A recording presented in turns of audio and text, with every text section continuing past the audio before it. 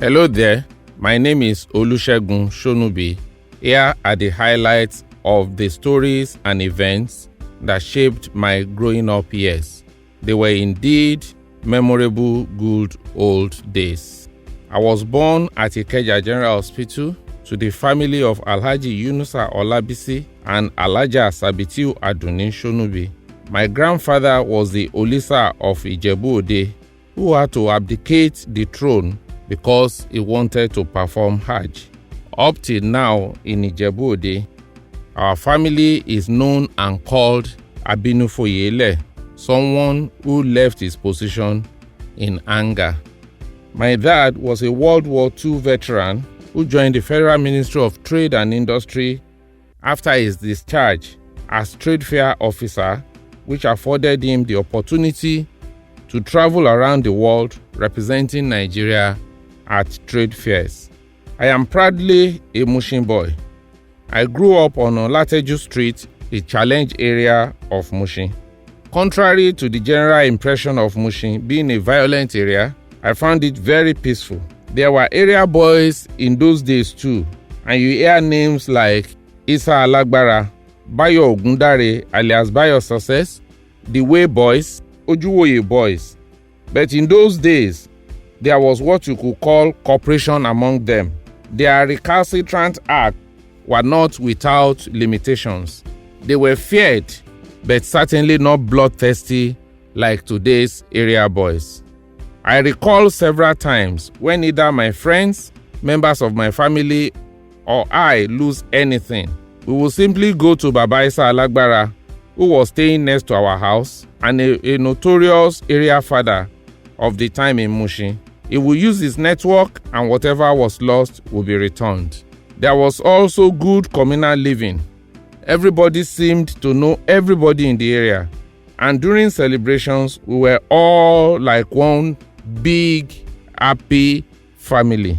I recall with fond memories the day I saw and met the legendary Ayinla Omowura Egun Mogaji. He had come to play for Bayo Ogundare alias Bayo Success, the first popular NURTW chairman and the henchman of the defunct National Party of Nigeria. Bayo Success had lost his mother and contracted Ayinla Omowura to play for him. Bayo Success, who equally lived in our area, had approached my dad to allow Ayinla Omowura, who came early for the occasion, to stay on our balcony till it was his turn to go on stage.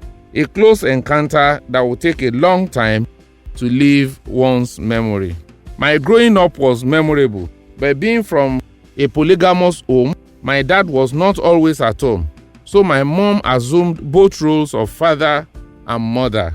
She was a strict disciplinarian. She would regularly search my school bag, and anytime she saw something that did not belong to me, she would start singing, "Ọmọ yín ò ṣàgbàfọ̀, ó ń kájọ wálé, ẹ rójú olè ẹ ò mú. Ọmọ yín ò ṣàgbàfọ̀, ó ń káṣọ wálé, ẹ rójú olè ẹ ò mú." Meaning your son is not a dry cleaner and he brings different clothes home. You did not arrest the thief. So every time I come back from school and I hear that song, I know hell would let loose that night. But she will allow me to eat dinner and sleep. She would then wake me up in the middle of the night, ask where I got the things from, and if not satisfied with my answer, would beat the hell out of me. Nobody taught me to stop putting what did not belong to me in my bag. The story of my education would not be complete without the mention of my elder sister, late Alhaja Busirat Olaide Quadri and Alhaji Tijani Olatunji Sonubi. Both of them encouraged me to be the best I could be. They sometimes would have paid for my school before my dad would be informed. The quality of education was high in my secondary school days. We had several foreign teachers, such as Indians, who taught us science subjects, and Ghanaian lecturers who taught the arts subjects like English and literature. In fact, it was one of those Indians who made me to like mathematics. It was equally during this period that I was introduced to the culture of reading, and I had read all the James Hadley Chase series and every other novel that I came across.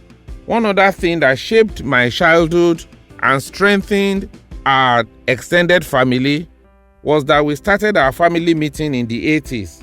During one of the meetings, we realized that some of my cousins, nieces, and nephews were not doing well in their education.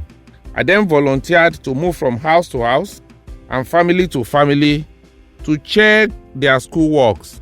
Anytime they know that I was coming, they will be up to date with their homeworks, which I will review. I would then encourage on what to be done going forward and even scolded them where necessary. It got to a state that most often their parents use me to threaten them if they don't face their academic work. Suffice it to say that majority of them have become successful and living in the United Kingdom and United States of America. Such is the joy of a motivator and a mentor. We are who we are today because of those strict and controlled upbringing we had. Our levels of morals are what they are today because we were taught of the value of dignity in labor. Whatever we have achieved modestly is as a result of the lessons in contentment ingrained in our subconscious mind. Yes, we have deviance in our time too, but they were not as rampant as what obtains today around us. But all hope is not lost. I am a believer in a Nigeria that will be great again if we all collectively resolve to make the difference. And I believe we can. We can begin to take steps towards changing the narrative. Our children, your children, my children, certainly deserve a better and brighter future, not memories of the good old days. As an ardent believer in this drive, I therefore join Sir Shemo Badejo in this patriotic drive towards a greater tomorrow. Thank you.